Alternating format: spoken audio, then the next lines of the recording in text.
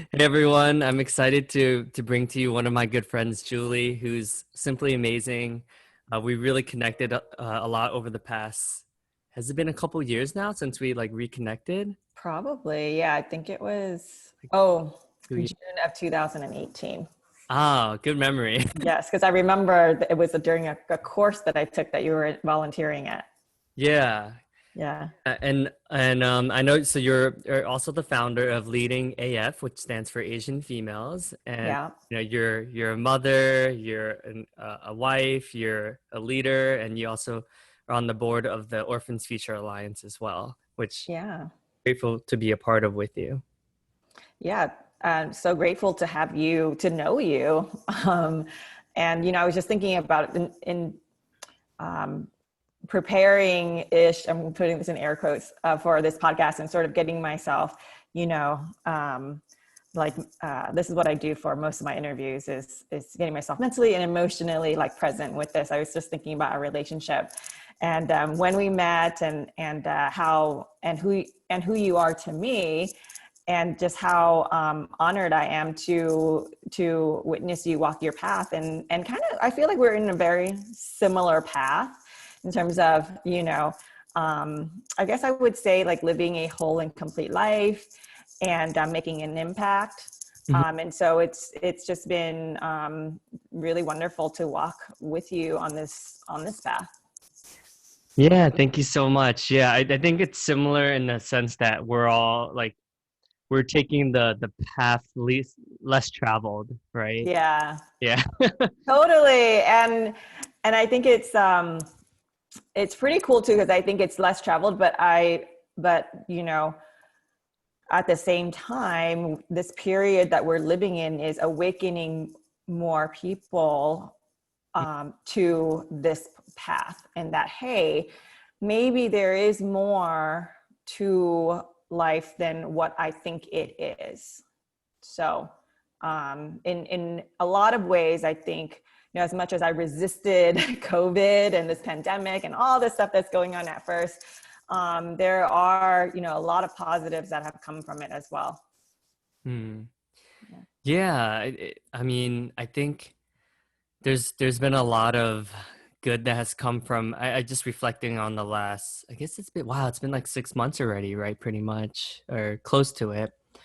Yeah, I feel like just being with like yourself, like not having like less distractions, right? I think normally like we can just run around, kind of do our things and not really think twice about things, just like, oh, this is kind of like what I'm doing. But then, when you're almost like forced to be by yourself, you start to question things. You start to say, oh, okay, was what I was doing before, was that like sustainable? Was that what I really want? Or is it what I think people want me to do? Right. Like, is it an external validation, an ego thing, or is it really something that's true for you? Hmm. Yeah, I totally get that.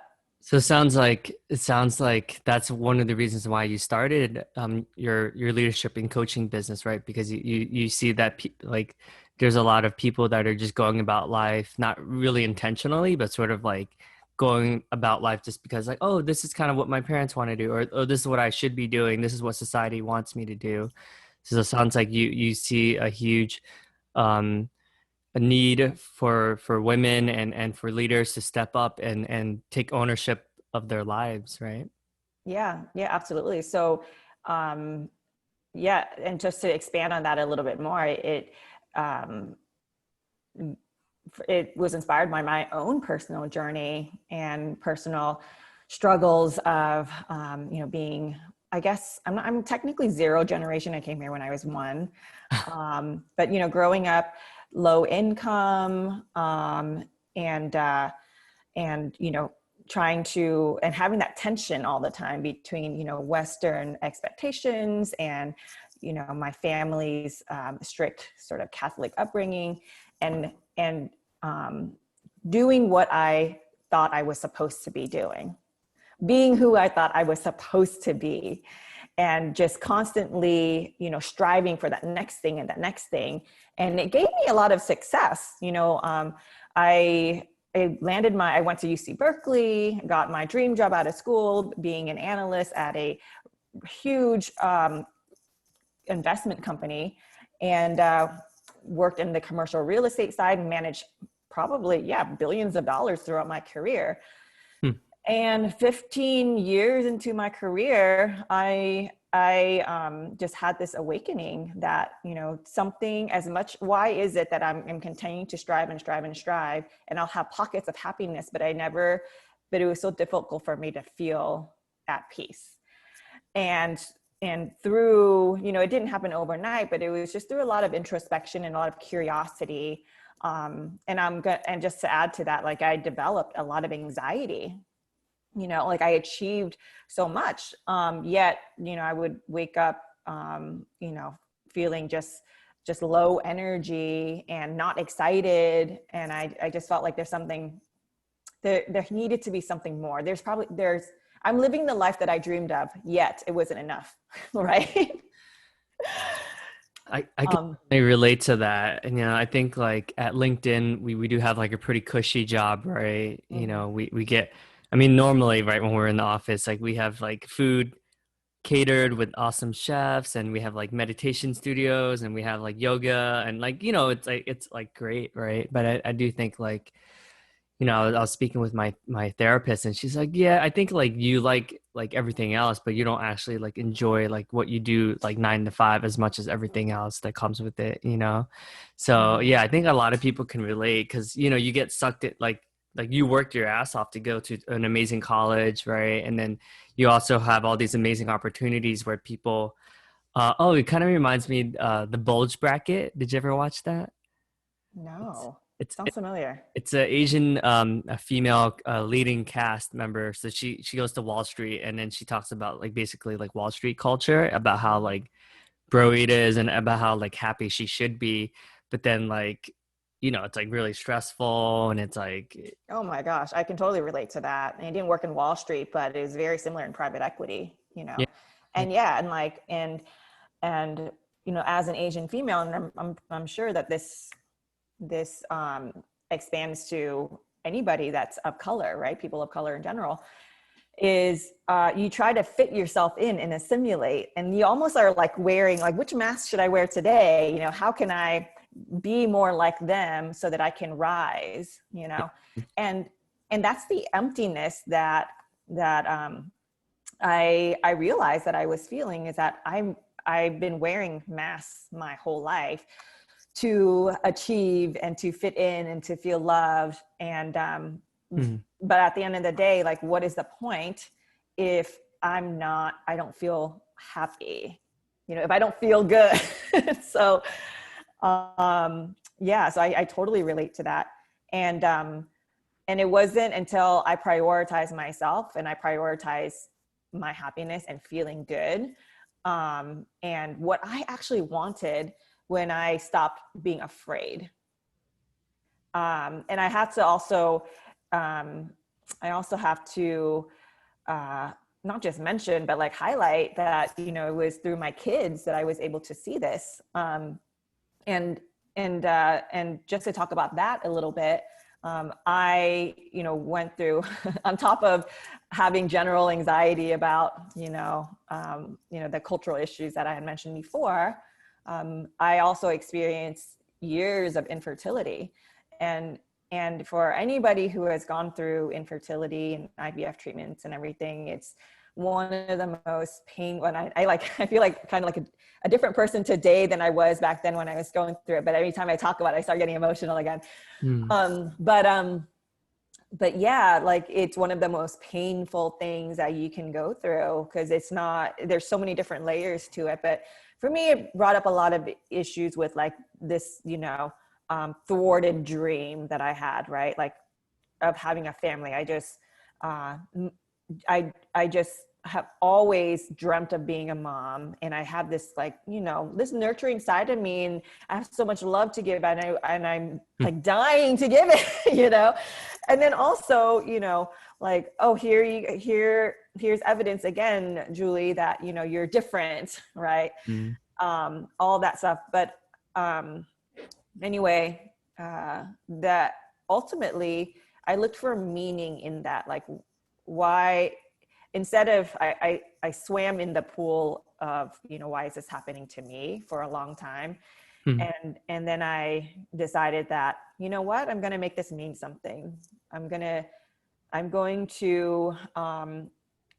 make create some good out of this. And that's when I joined Orpha. I met Chow at a lunch one day, and she was telling me about Orphans Futures Alliance and how she started it, and you know, the mission of empowering orphans in Southeast Asia through education. And now we're doing mentorship, and it, at that time, and it just resonated with me so much. It still does. And at that time, like, I guess it was divine timing or something, because I was like looking for it and it was right there. Right.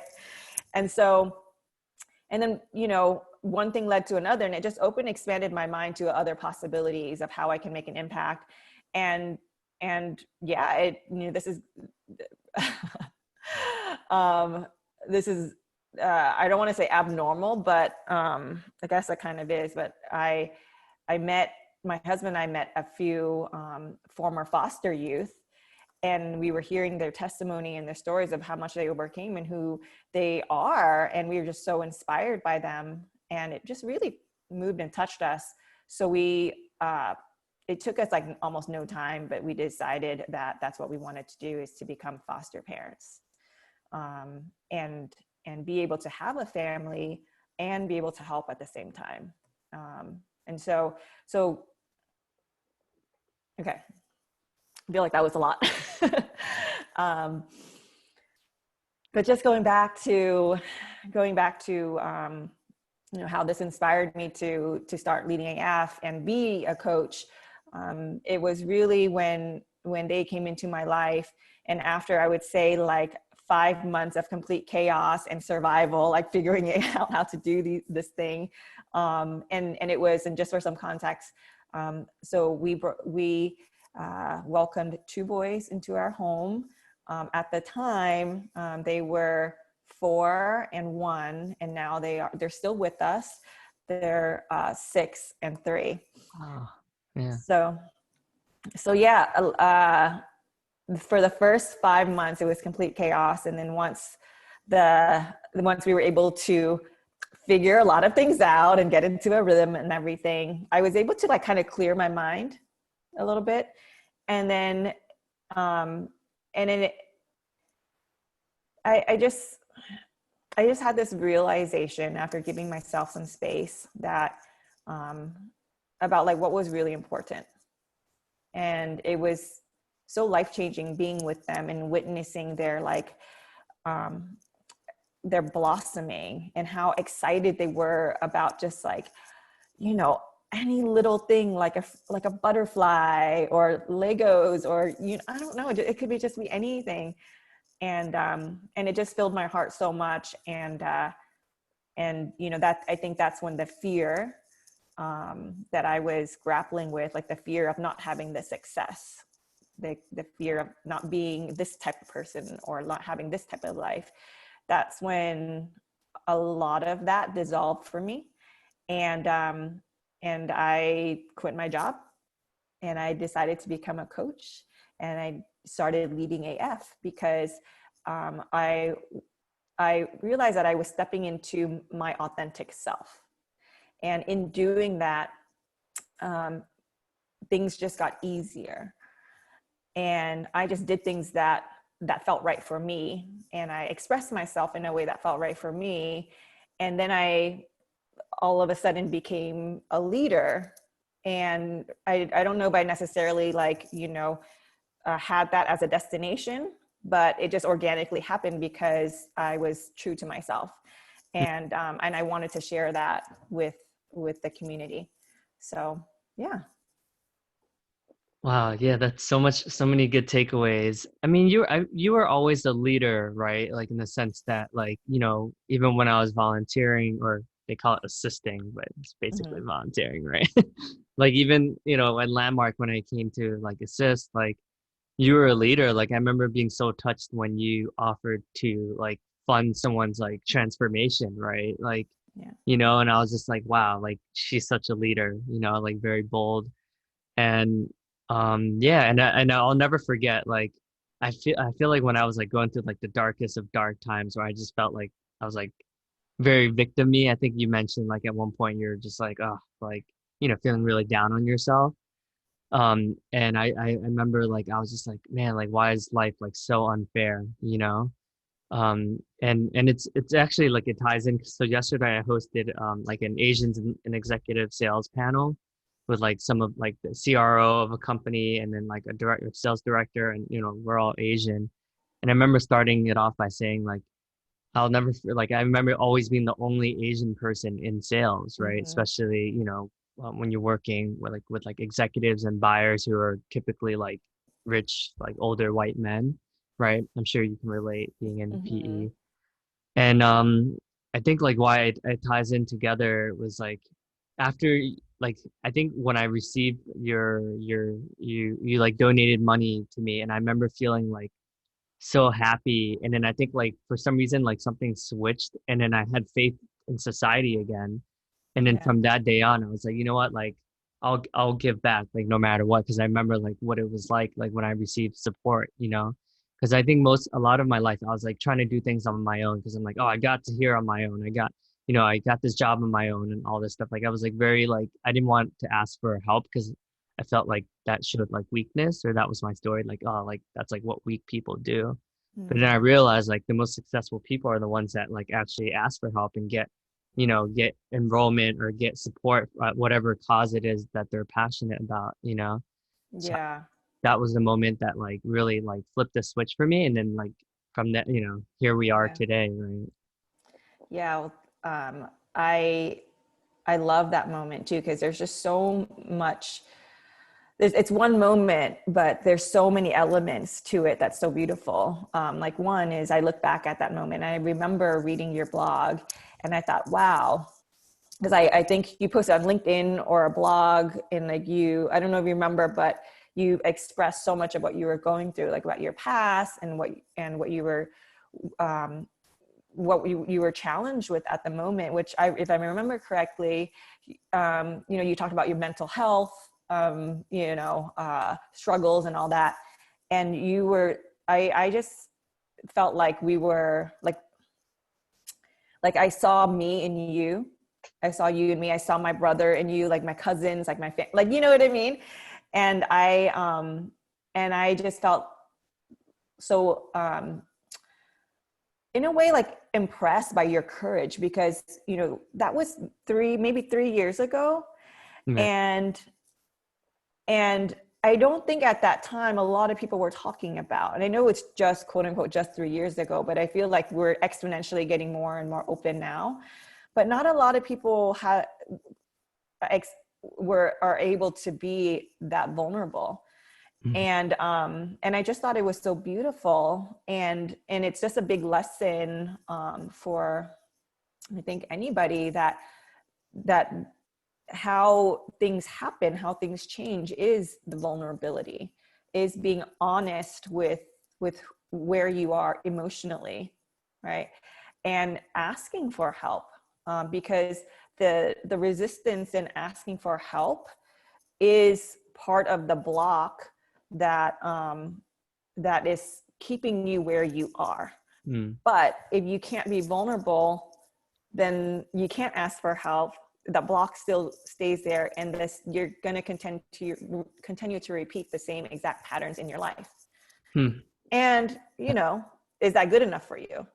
I would say, really ask yourself that. For me, like I live my life where I totally resist suffering. So if there's any suffering in my life, I'm like, okay, let's get to the bottom of this, So anyway, so I really acknowledge you for putting yourself out there, your courage. And I see you continuing to do that more and more, and more. And it has such a beautiful ripple effect. So I truly honor you for that. Aw, thank you, Julie. And thank you so much for, I think another pivotal milestone for me was just getting involved with Orphans Future Alliance, because I think like, when we're like depressed or something like that, I think the best way to get out of it is just like being of service, right? To give to others and to to not like only think about like ourselves, like our ego, right? So I think that opened up a lot for me because I was after I practiced like I guess not being afraid of rejection and not being afraid of looking bad. Like I think my biggest fear, I think a lot of us our biggest fear is like just not being accepted, right? So I think yeah, like Mm. posting that post was like really scary for me, like you said, because it was like really vulnerable. I talked about mental health, my dad, and stuff like that. And then like another one, like a huge step for me was like asking for like donations, right? It's like Oh, yeah, that's a huge one for me too. yeah, but like to your point, because I was able to do that, like everything else opened up for me, like being able to get support on this, book that I just released that's like on Amazon bestseller to this men's. Congratulations, by the way. Thank you. But like it basically all this opened up, like from hosting the panel event that had 50 people yesterday to this other book that I'm like publishing in 6 months that, there's like 12 different men participating in that.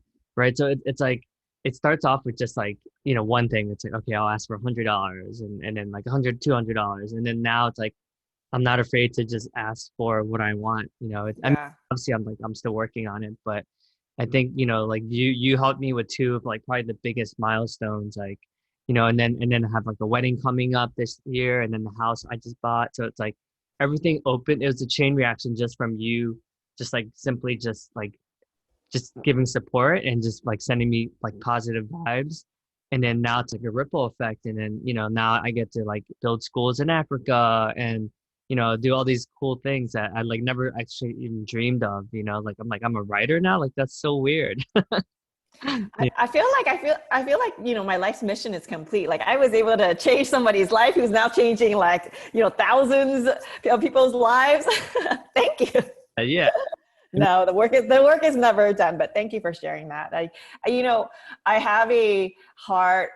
I'm still working on this, but I have a resistance to really receiving acknowledgement, and that's something that I'm working on.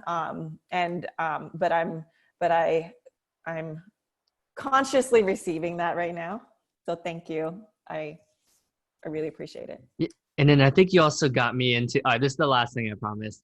You also really got me into like I guess the law of attraction. So I'm like Mm, Wayne Dyer and I mean there's certain people that resonate with me depending on where I'm at, but yeah. there's like definitely like my Who, go. who's resonating with you right now? I definitely think like Wayne, like I think like the reason why like I just read his biography and I'm like, wow, he just gave me the blueprint of like life, like, Hmm.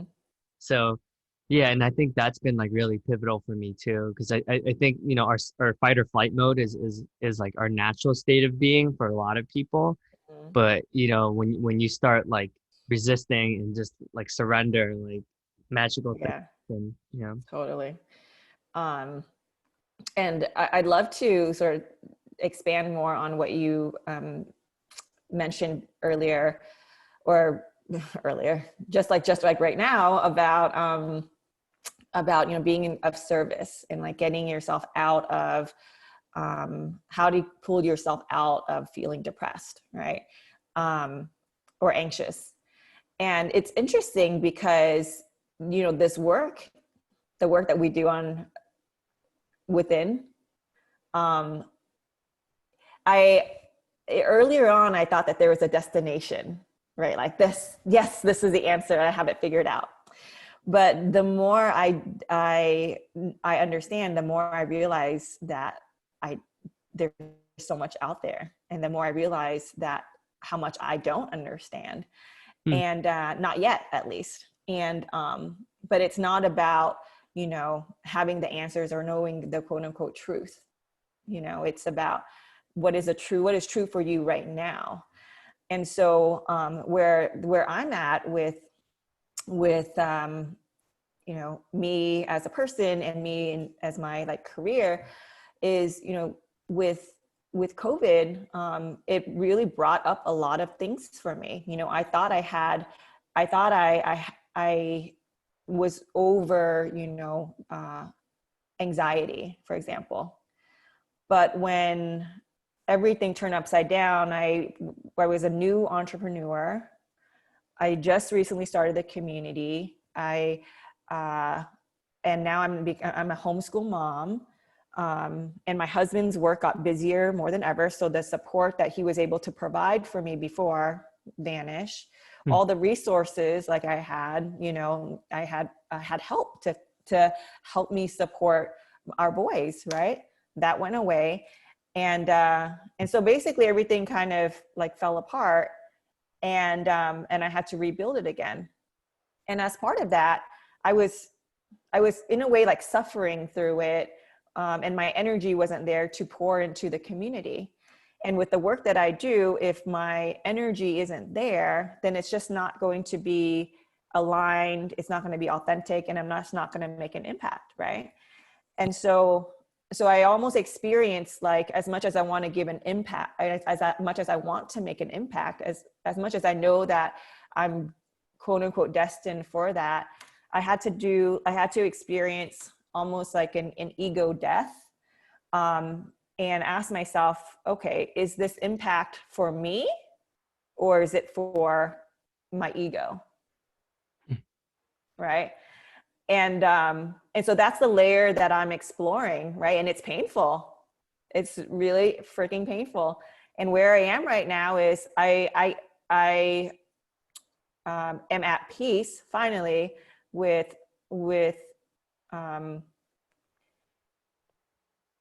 just working on me and just prioritizing what's important for me right now. Right. And prioritizing what really matters to me so that I can fill my cup and then serve from the overflow. And that means like taking a pause on this label of being, the founder of like Leading AF, right? And taking a pause on where I thought my career was going to be, and being okay with not knowing.